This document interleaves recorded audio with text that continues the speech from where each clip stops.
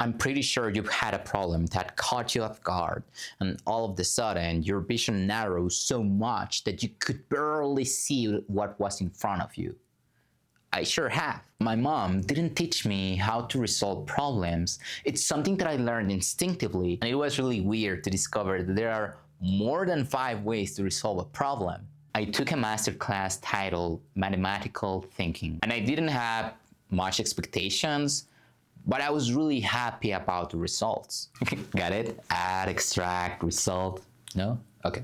So I thought about my past, and when I was young, I used to ignore those problems, thinking that if I look the other way, they will disappear, and if they didn't, then I could run away so fast and disappear myself. Then people gave me advices and everything, and I learned to face my problems head on. But the problem was that I was doing it with my eyes closed, kind of like if you were boxing, and sometimes I didn't have the best result. And that's why this video is important. I will be sharing with you 5 different tools in which you can resolve your problems that maybe you're facing today or tomorrow or next week. But trust me, eventually you will have a problem, and it's better to have those tools. You're probably already using them, but subconsciously, it's not the same thing that knowing actually what to do or which tool to use in order to achieve the best solution. Plus, if you think about it, you will be using this on some of your interviews when you're applying to a job and they ask you if you're good at problem solving. Number 1, bite-sized problems. It's really easy to get overwhelmed when you're facing an enormous, gigantic issue, so you can break it down into little pieces that maybe there's a chance that you've already encountered one of those little pieces before, so you already have the experience on how to resolve the situation, and that will help you disperse that heavy cloud. Number 2, change the perspective. One of my favorites. You see, sometimes whenever I have a problem, I pull myself out of it. This is beneficial because you, 1, let go of preconceived beliefs, and number 2,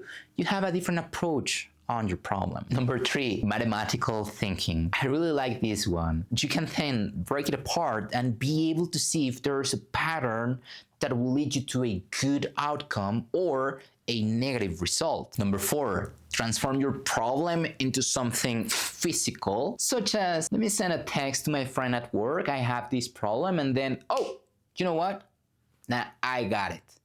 The moment you start capturing those notes, the moment you start shaping that problem into reality, verbalizing it, that's when you come up with a resolution. You can grab a notebook and start taking different notes and figures and patterns and then come up with a solution, because it's not only in your head, you can actually see it in a different way. Number 5, disrupt your thought pattern. And it's as easy as, you know what, I have a problem, I can think about it, oh, my vision is getting cloudy, let me go take a walk. And there are 2 options here. Option number 1, you take a walk, you think about the problem, but you're relaxed, you're not in the environment.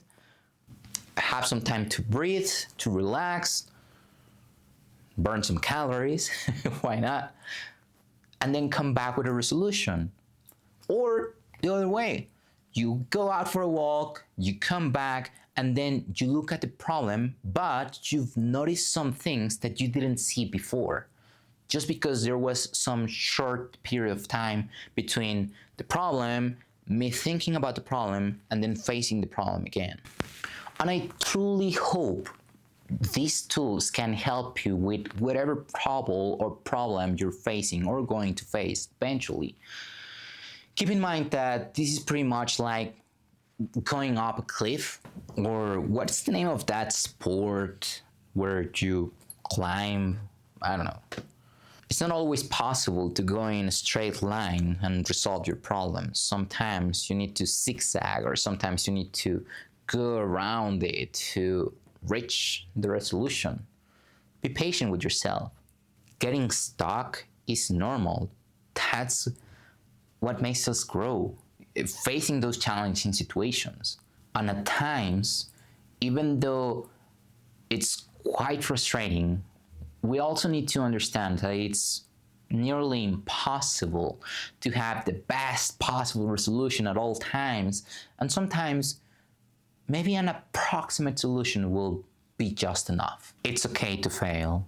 Failing is how you learn to approach problems differently. And believe me, next time you will have these tools, you will have more experience, you will have more creativity, and you'll be able to resolve that problem better.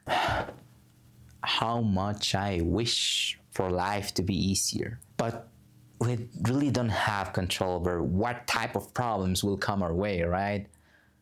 And so the best thing that I can do for you is share these tools, share these ideas.